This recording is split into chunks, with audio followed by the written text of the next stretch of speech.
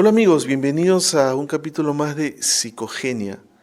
El día de hoy vamos a tratar sobre un caso que de pronto les puede parecer conocido, cercano, lejano, pero que estoy seguro que en alguna ocasión han podido apreciar. Vamos a imaginarnos a Juan.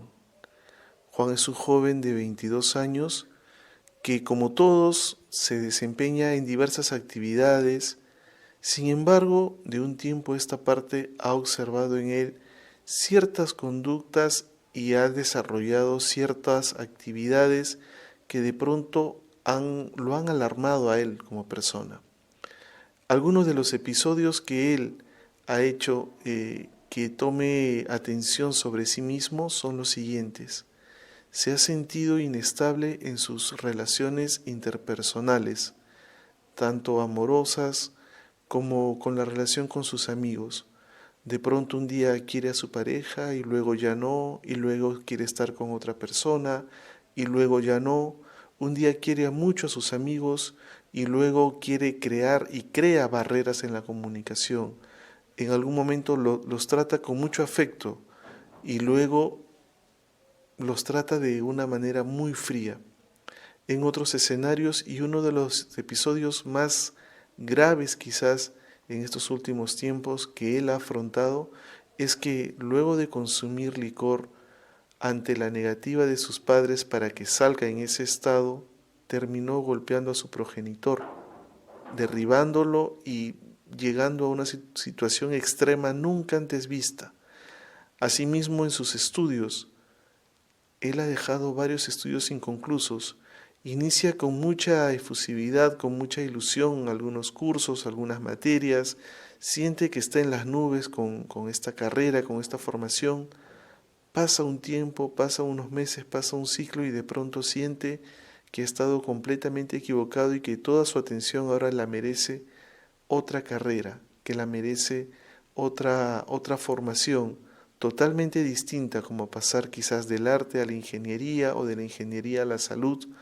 Y así, siempre tiene picos en los que muestra atención o interés por alguna situación o algunas personas, y luego, así como estas intenciones o estas atenciones o estos sentimientos aparecen, desaparecen de la misma manera. Tan rápido como aparecieron, desaparecieron.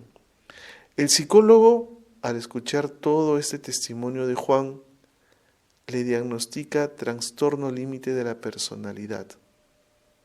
Entonces ahí a Juan se le presentan dos escenarios, y son los escenarios más comunes.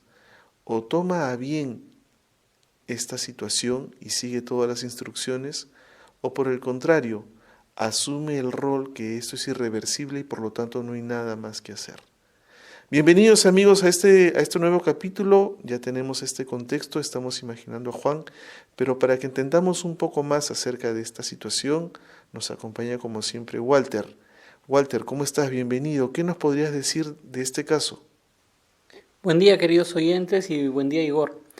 Un caso muy interesante de un trastorno límite de la personalidad que nos permite hablar de un tema muy importante, ¿no? El efecto de la etiqueta, el efecto del diagnóstico psicológico, qué efectos trae en las personas. Y creo que es un asunto muy importante a considerar hoy en día porque, como bien dijiste al final de tu intervención, lo puede tomar a bien, lo puede tomar a mal, y puede eso marcar una gran diferencia en el transcurso y en el pronóstico de lo que le acaban de diagnosticar.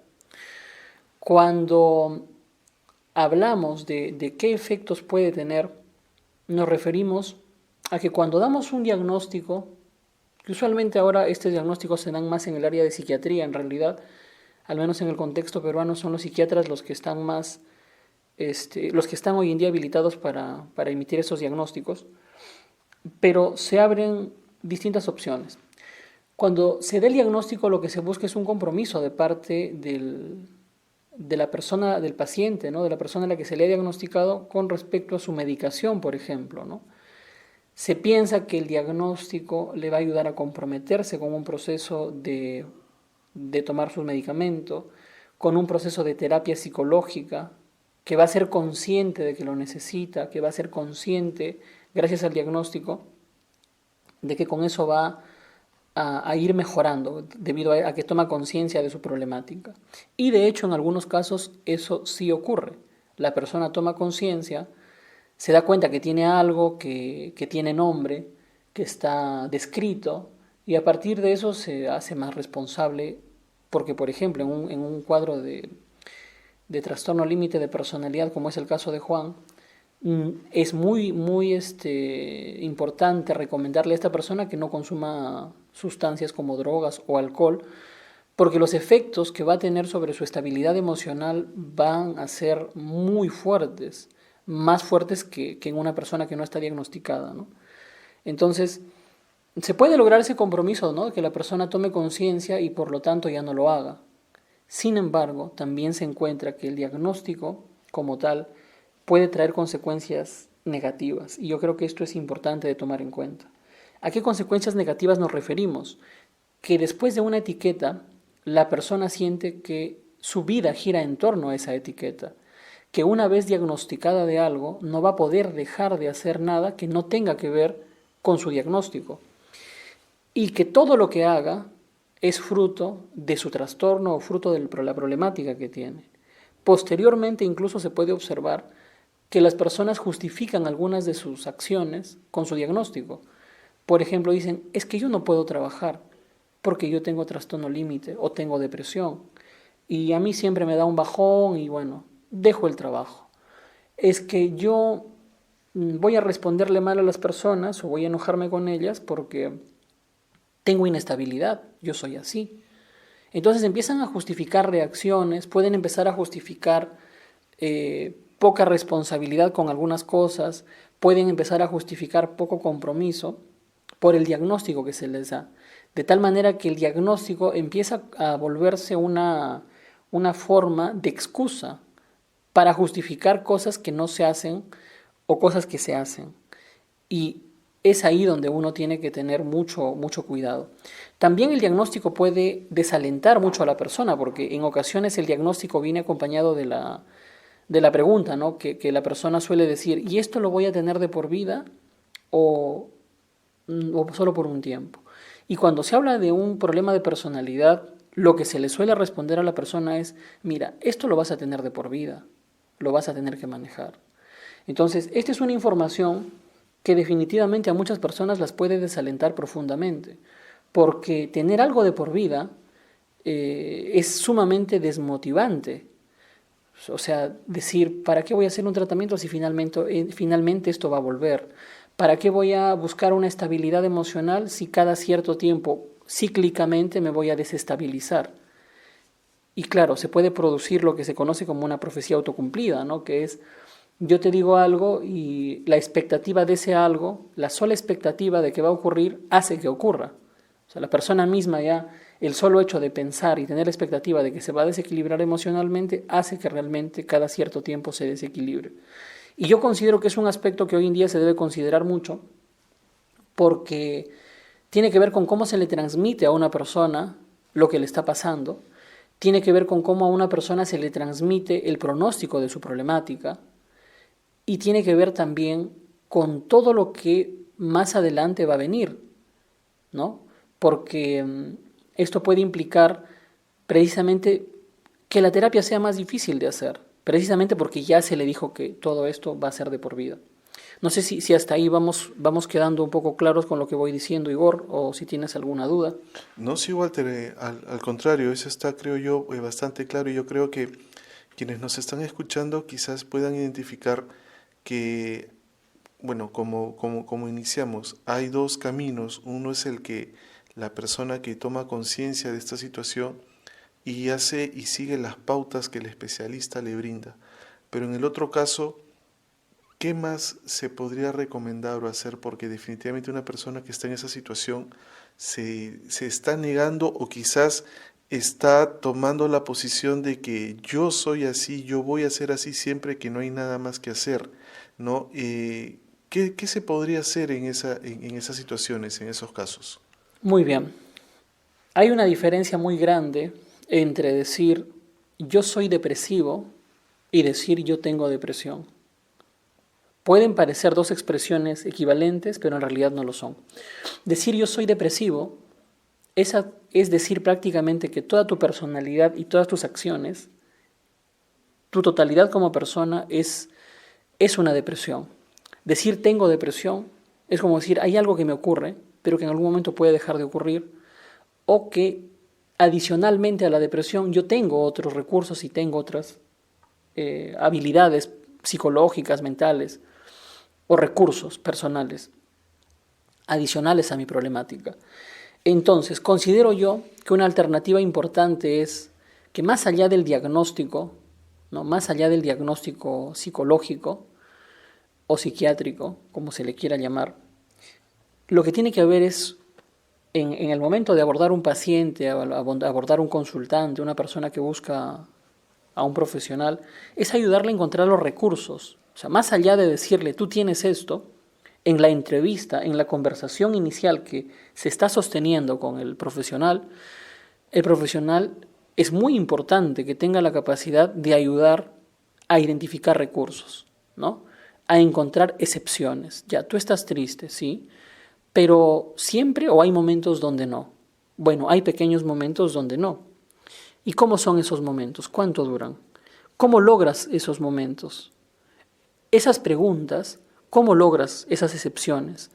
¿En qué momentos hay esas excepciones? Porque no es que siempre estás inestable emocionalmente. Hay momentos donde las cosas están mejor.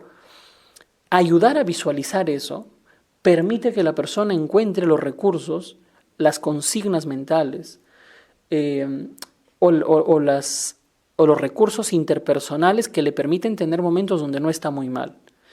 Eso acompaña muy bien a un diagnóstico porque también da la expectativa de que hay recursos con los cuales puede ir lidiando o de hecho ya viene lidiando con su problema. Porque cuando recibimos a una persona en consulta le decimos, ¿y cuánto tiempo ya lleva así con estos bajones emocionales o con esta inestabilidad que le está afectando o con esta tristeza? Y algunos dicen, pues yo llevo así a 5 años, 3 años. Y es muy duro, claro, es muy duro. Pero ¿cómo ha logrado resistir estar así? O sea, ¿qué ha hecho para poder resistir? Porque de todos modos pudo haber colapsado mucho más. Y dentro de todo hay cosas que ha podido ir haciendo. ¿Cómo lo lograba? ¿Se dan cuenta? Es una pregunta que orienta a que la persona busque dentro de sí, reconozca dentro de sí recursos, herramientas, habilidades personales. Y esto sí es, yo creo, superior y además es mucho más beneficioso que simplemente decirle a alguien, tu diagnóstico es tal, porque tu cantidad de síntomas o los síntomas que tienes son estos y cumplen para que tú tengas este diagnóstico. Y de esa manera evitar un poco las profecías autocumplidas y de esa manera evitar pronósticos que sean desfavorables y personas que sientan que todo lo que hacen es fruto de su trastorno, fruto de su diagnóstico y que además sientan que no tienen ningún recurso. Entonces las entrevistas, considero yo, profesionales por parte del psiquiatra o por parte del psicólogo, tienen que apuntar, considero, por el beneficio de la persona que ha venido a pedir ayuda, orientar a la búsqueda de recursos, más allá de poner una etiqueta, más allá de poner un diagnóstico que va a ayudar posiblemente, sí, va a ayudar a tener un camino más o menos claro, posiblemente sí, pero hay que entrar en el detalle de las cosas que ya viene la persona haciendo bien, hay que entrar en el detalle de en qué momentos no se siente tan mal, cómo logra esos momentos, ¿no? Gracias a qué cosas se dice, o si hay alguien que le dice, hay que ayudarle a revisar su sistema de apoyo social o familiar, porque ahí también podemos encontrar un recurso importante, ¿no? Vemos que tiene una familia interesada en ayudarle y hay que hacerle visualizar eso también, ¿no? Que es importante, que cuenta con ese soporte. Y estas son cosas que definitivamente van más allá de una etiqueta. Correcto, Walter. Una última pregunta. Ese es desde el punto de vista del especialista que debe brindarle precisamente estos escenarios, estas posibilidades de alternativa de salida o de quizás ilustrarle que hay formas y métodos para que él pueda afrontar esta situación. ¿Qué rol o qué papel podría cumplir la familia que de pronto ya sepa de esta situación? ¿De qué manera podrían ellos actuar o sugerir quizás desde tu punto de vista qué acciones podrían tomar ellos para encaminar a esta persona o quizás animarla a cambiar un poco esta decisión o quizás a que tome estos primeros pasos por su propio bien? Bien, la familia en principio tiene que alinearse un poco a la consigna de encontrar las excepciones, de encontrar los momentos donde la persona no está tan mal. Hacerle ver, ¿no? También, como hablábamos, que lo podía hacer el terapeuta, el especialista, hacerle ver que hay momentos donde no está mal. También la familia juega un poco ese rol. Ahora, has usado el término animar, ¿no? Y eso es cierto, o sea, muchas familias se concentran mucho en tratar de animar a la persona. Y a veces esos intentos por animar funcionan, y hay que entrar aquí en esta cuestión del detalle, y a veces no funcionan. O sea, hay personas que están cursando con una depresión, que ya saliéndonos un poco del diagnóstico que inicialmente se planteó, y la familia intenta animarlos, intenta ayudarles a que vean lo bonito de la vida. Y lo intentan 1, 2, 3, 4, 5, 6 veces y no funciona. O sea, y eso también es importante, ¿no? Cuando tenemos a alguien que está mal y que lo hemos intentado ayudar con lo mismo muchas veces, tenemos que llegar a decir, a ver, ya intenté esto tantas veces y no funciona. Entonces ya dejo de seguir intentándolo. Y volviendo al caso, muchas veces se intenta animar repetidas veces para que la persona vea el lado positivo y lo que se genera es mayor frustración. ¿Por qué? Porque la persona dice, estoy decepcionando a mi familia, que me intenta animar, que me intenta decir lo bonito que es la vida y no lo logro, ¿no? Y se produce un efecto contrario, que es que se hunde más. Entonces, en ocasiones, animar a la persona sí va a funcionar y en ocasiones no. Ahora, cuando no funciona lo de animar, lo que hay que hacer es validar, decirle, sí, te entiendo. Esos pensamientos que tienes, pues sí son un poco tristes, o hay cosas que tú estás analizando y que en realidad sí son tristes. Y a lo mejor tampoco es tan fácil dejar de pensar en ello, ¿no? O sea, a lo mejor se te está intentando forzar a que dejes de pensar, porque esa consigna de deja de pensar en eso es una consigna siempre recurrente, ¿no? Y no todas las personas pueden lograr tan fácilmente dejar de pensar. Entonces, en esas ocasiones funciona mucho ayudar a validar, escuchar a la persona, ¿no? No tanto contradecirla, sino decirle a ver qué sientes, a ver qué piensas, que tiene que ver más con una tarea de acompañamiento, ¿ya? Esto es muy importante, cómo hacer acompañamiento emocional a alguien que está atravesando por una etapa crítica o por un momento emocional difícil. Acompañar no significa tanto deja de hacer esto y empieza a hacer lo otro. Acompañar es validar lo que siente, es decirle estoy aquí para escucharte y hacer una escucha, digamos, activa, ¿no? Una escucha también que no implique contradecir a la persona, ¿sí? Principalmente eso, que no implique contradecir.